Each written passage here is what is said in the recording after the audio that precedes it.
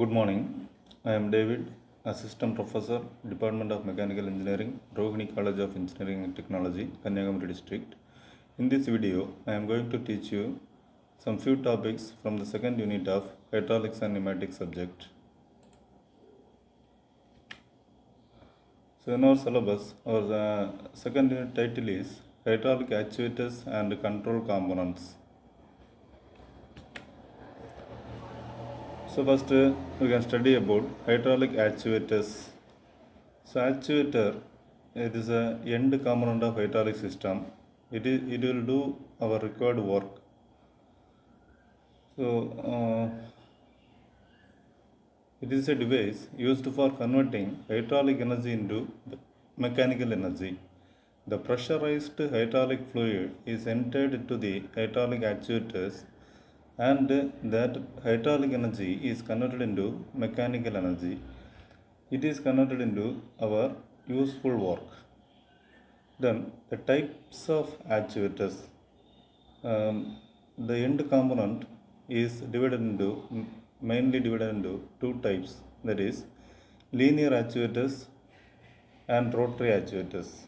The linear actuators are called hydraulic cylinders and the rotary actuators are called hydraulic motors.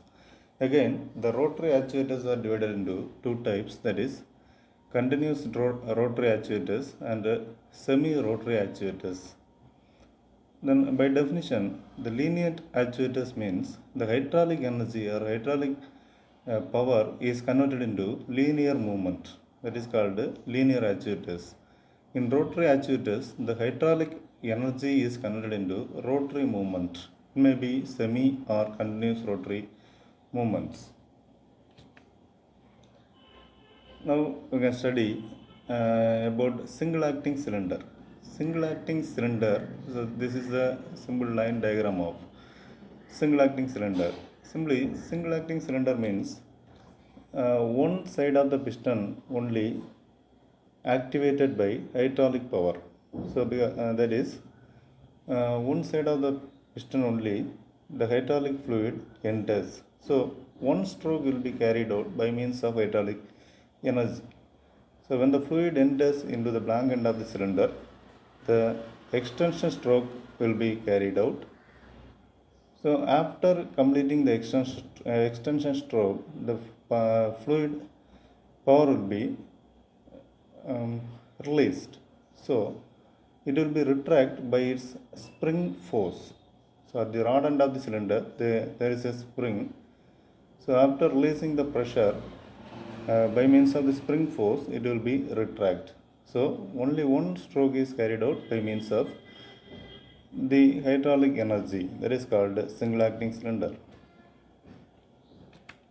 Then double acting cylinder. So both strokes are carried out by hydraulic energy, means that is called double acting cylinder. So from the rod end of the cylinder and blank end of the cylinder, in both ends the hydraulic fluid will be enter. So when extension stroke takes place, the fluid available from the rod end of the cylinder will go to the reservoir. When retraction stroke takes place, the fluid available in the blank end of the cylinder gets go to the reservoir. Then this is an important mechanism used in double acting cylinders. This mechanism is used in double acting cylinder. It is a cylinder cushioning mechanism. So in many hydraulic double acting cylinders, due to the inertia force, the moving parts at the end of the piston travel, the piston will hit the cylinder head at full speed. So when the speed of the piston increases in retraction or extension stroke, at the end of the stroke it may be hit on the cylinder head. So damage of cylinder maybe takes place. So avoid this, we are introducing cylinder cushioning. So this is the arrangement of the cylinder cushioning mechanism. So as usual, it is a cylinder. It has a cylinder, the piston rod. At the blank end of the cylinder, and in the face of the cylinder there is a plunger. Then this is the fluid passage, this is the check valve, this is the needle valve. So these are the arrangement. By adjusting the needle valve, we can increase or reduce the flow passage.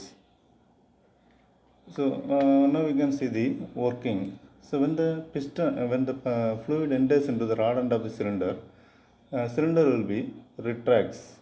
So it come with high speed because there will not have any work during retraction stroke almost. So when the piston reaches the cylinder head, the plunger enters into the end cap port. Okay. So the fluid passage will be blocked. The fluid cannot enter through this fluid end cap port. So the fluid can enter only through this needle valve.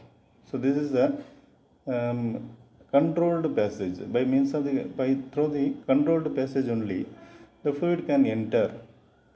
So suddenly the speed of the piston will be reduced. So at the end of the stroke, it will be decelerates. The speed will be decreased or decelerates. So we can avoid the damage of the piston or cylinder head. So this is the cylinder cushioning mechanism. So these are the thing which is already I told. Working. Next, hydraulic control valves. Hydraulic control valves, these are the very important components in hydraulic system. There are three main types of control valves, that is direction control valve, pressure control valve, flow control valve. Then briefly we can see about this control valve. Direction control valve. These valves are used to control the direction of flow in a hydraulic circuit.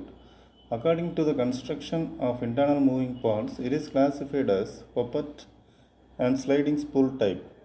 It may be further classified as one-way, two-way, three-way, four-way valves. Depending upon the application, we have to select the type of ports and the type of positions.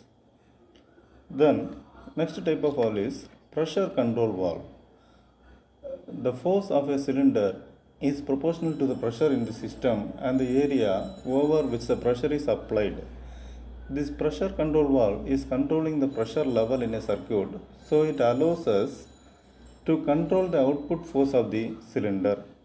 The pressure control valves control the maximum pressure level and also protect the circuit from the excessive pressure into the system. Sometimes the pressure control valves are simply react to pressure changes rather than control the pressure. The last one is flow control valve. The flow control valves control the flow rate of a fluid in a circuit. They accomplish this by incorporating a variable orifice into the circuit.